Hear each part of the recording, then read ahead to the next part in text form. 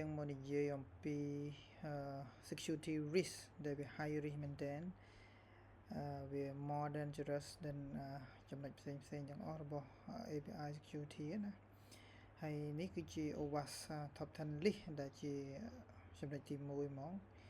ដែលយើងគួរតែយកចិត្តទុកដាក់មែនទែនអូខេត្រូវតែយកចិត្តទុកដាក់បើមិនយើង develop API ចឹងចំណុចទី1នោះគឺ broken object level authorization ដែលយើងហៅកាត់ថា BOLA អានឹងអីគេអញ្ចឹងអានេះគឺដូចនិយាយអញ្ចឹងគឺវាជា number 1 API security ឬហើយដែលហេតុអីបានវា number 1 គឺដោយសារតែតាមការសិក្សាដែលគេ categorize គេ prioritize អា list ហ្នឹង top 10 list ហ្នឹងគឺឃើញថាគឺ data breach around the world គឺទៅទាំងពិភពលោកហ្នឹងគឺមាន data breach ភាគច្រើនគឺទាក់ទងនឹង BOLA ហ្នឹងហើយចឹងហើយ BOLA នឹងអីគេវាកាត់ឡើងនៅពេលណាគឺនៅកាត់ឡើងនៅពេលដែលយើង access API ហើយ API ហ្នឹងគឺអត់បាន verify user ច្បាស់លាស់ទេចឹងណាចឹងបាន verify permission និយាយចំណាគឺ permission ចឹងអាចថា user ដែលធម្មតាក៏គាត់អាច read write data បានកែប្រែ data លុបអីចឹងទៅចឹងគឺគ្រោះថ្នាក់មែនតើអូខេហើយវិធីការពារគឺធ្វើម៉េចដែរគឺដើម្បីការពារ BOLA attack គឺយើងមាន3ចំណុចធំហ្នឹងទីមួយគឺត្រូវតែ implement authorization check ចឹងណាគឺជាពិសេសគឺ API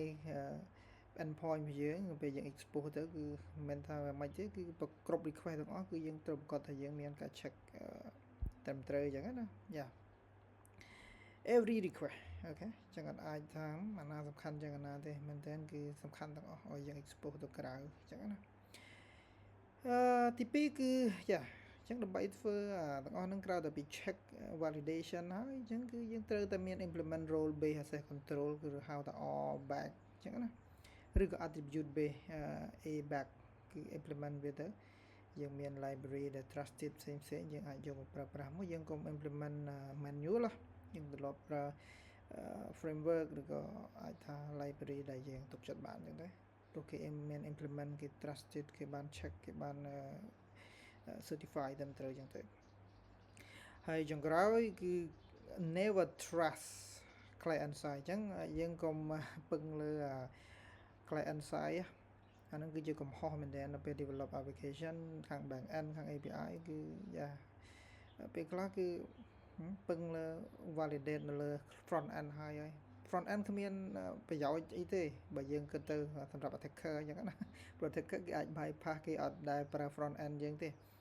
front end យើងគាត់តែ check ដើម្បីជួយ user ទេមែនតើ